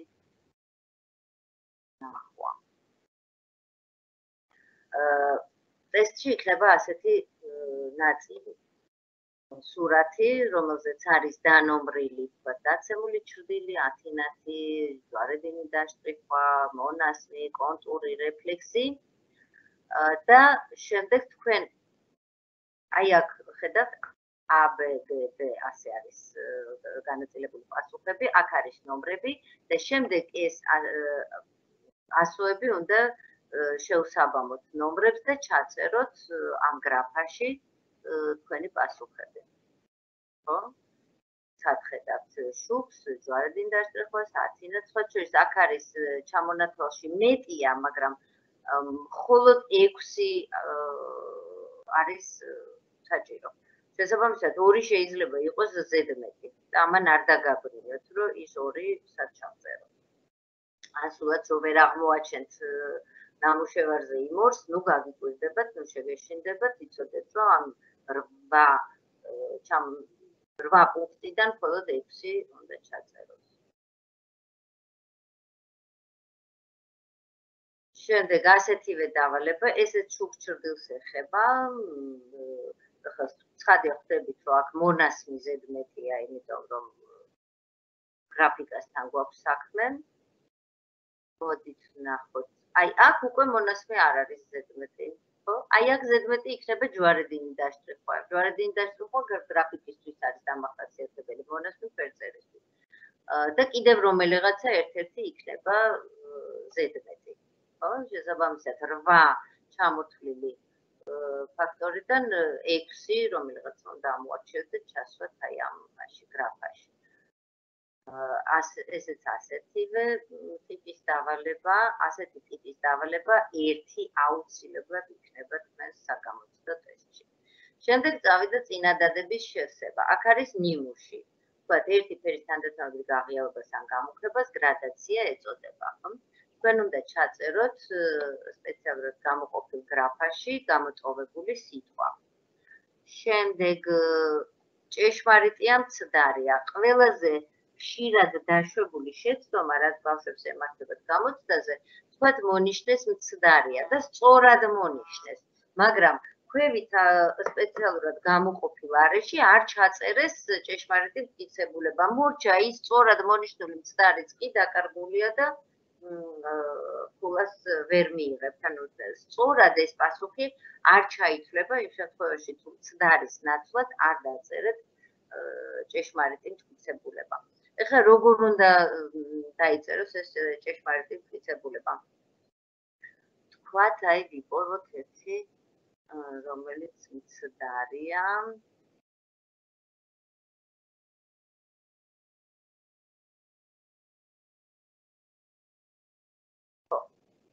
აი თუნდაც თავშეყრის წერტილი ყველა ფერწერული თუ გრაფიკული სურათის აუცილებელი ელემენტია. ეს მტკიცებულება მცდარია. მაგრამ თუ დაწერთ, რომ თავშეყრის წერტილი ყველა ფერწერული თუ გრაფიკული სურათის აუცილებელი ელემენტი არ არის, ეს არ იქნება დამაკმაყოფილებელი პასუხი. თქვენ უნდა ახსნათ, განმარტოთ, რატომ არ არის თავშეყრის წერტილი ყველა ფერწერული თუ გრაფიკული სურათის აუცილებელი ელემენტი, ან უნდა განმარტოთ ის, რომ თავშეყრის წერტილი იმ შემთხვევაში სავალდებულო თუ ხაზოვან პერსპექტივას იღებთ. გასაგებია? ხო? აი მაგალითად, ერთი ფერის თანდათანობით გაღიავებას ან გამოყენებას კონტრასტი ეწოდება.